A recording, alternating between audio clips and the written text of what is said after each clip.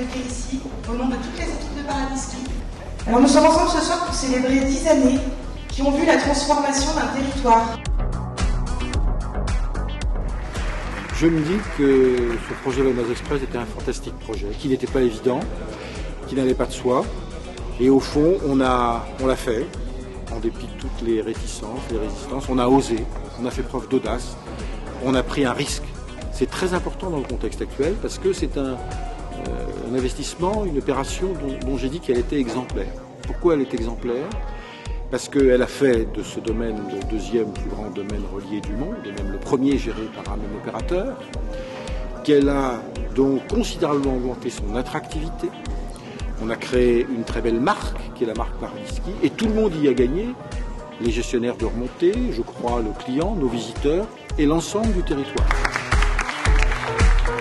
On avait deux domaines skiables qui se regardaient en chien de faïence et qui se sont unis comme deux frères skieurs qui ne l'étaient pas parce qu'ils se regardaient face à face et ils sont devenus frères jumeaux.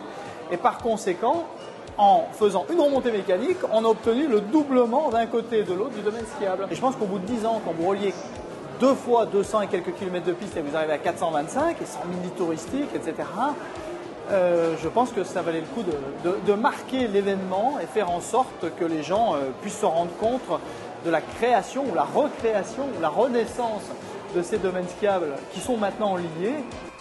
Cool, la poudreuse cosmonaute, invitez l'ange à voler. We are snowballs. Il y a une référence à l'enfance, bien sûr. Il y a une référence à l'onirisme.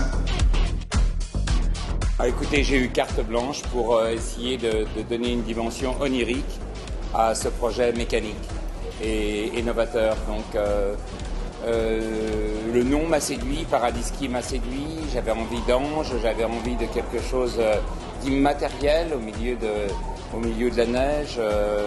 Voilà, et j'avais envie de transformer ça en une expérience, en un voyage. Et pour cela, j'avais besoin de son pour raconter une histoire. Parce que quand je regarde un paysage, que je suis dans une voiture, si je mets la cinquième de Beethoven, ça n'aura pas la même consistance que si je mets une musique électronique de Kraftwerk. Donc je voulais qu'il y ait une musique spécifique pour ce voyage.